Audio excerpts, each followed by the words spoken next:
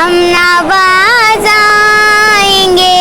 मोहब्बत से, हम नवाज़ाएंगे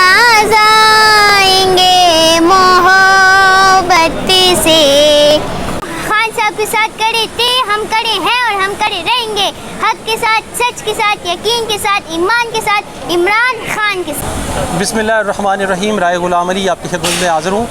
इस वक्त मेरे साथ एक छोटा सा बच्चा मौजूद है और ये पाकिस्तान तहरीक इंसाफ के अमूमन आपने जलसों में और ज़मान पार्क के दिनों में आपने इस बच्चे की बड़ी तकरीरें सुनी और बच्चा बड़ा सोशल मीडिया पे बोलता हुआ आपने देखा। आज इमरान खान साहब की यहाँ लाहौर हाई कोर्ट में उनकी 9 मई के केसेस लगे हुए थे, तो आज उनकी यहाँ एक केस लगा हुआ था, तो उस सिलसिले में ये बच्चा भी यहाँ मौजूद है। इनसे बात करते हैं कि क्या सोचते हैं इमरान खान साहब के बारे में और क्या सोचते हैं पाकिस्तान तहरीक इंसाफ के बारे में। अस्सलाम वालेकुम। वालेकुम सलाम। सबसे पहले तो अपना नाम बता दो ना। सैयद हुज़ैफ़ा शाह। हुज़ैफ़ा, मुझे ये बताओ कि क्या सोचते हैं आप खान साहब के बारे में बड़ी स्पीचेस करते थे और खान साहब के बारे में बड़ी बातें करते थे और बड़ा आपने उनको अपना लीडर आइडियल मतलब बनाया हुआ था। आपके खान साहब को तो कोई नज़र ही होगी। हम नवाज़ाएंगे मोहब्बत से, हम नवाज़ाएंगे मोहब्बत से। जानी जाएगी और क्या होगा, जानी जाएगी और क्या होगा।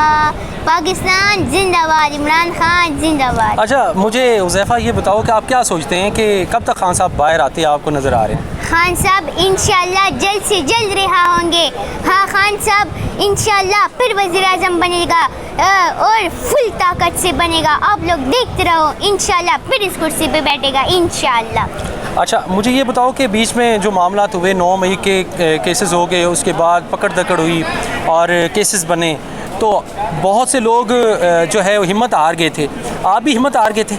नहीं, हम खान साहब के साथ खड़े थे, हम खड़े हैं और हम खड़े रहेंगे, हक के साथ, सच के साथ, यकीन के साथ, ईमान के साथ, इमरान खान के साथ। अच्छा, मुझे ये बताओ माशाल्लाह ये जो माशाल्लाह बोलते हो, बड़ा जज्बे के साथ बोलते हो और दिमाग के साथ बोलते हो, तो इसमें किसका किरदार है आपका? आपके घर में किसने आपकी तरबियत ऐसे की है कि माशाल्लाह आप बड़े अच्छे अच्छे अल्फाज बोलते हो, शायरी भी कर लेते हो, तो किसका क्रेडिट है ये?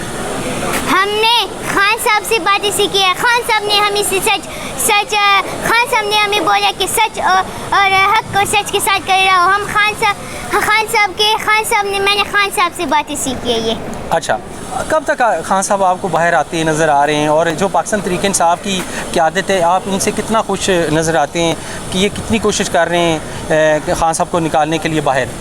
मैं पीटीआई क़यादत से बहुत खुश हूँ कि वो खान साहब के साथ आखिरी गेंद तक इन चोर डाकू और गद्दारों के साथ लड़ रहे हैं और इन चोर डाकू और गद्दारों का मुकाबला कर रहे हैं। अच्छा बेटा, मुझे ये बताओ कि आप चोर डाकू और इस तरह के अल्फाज इस्तेमाल करते हैं,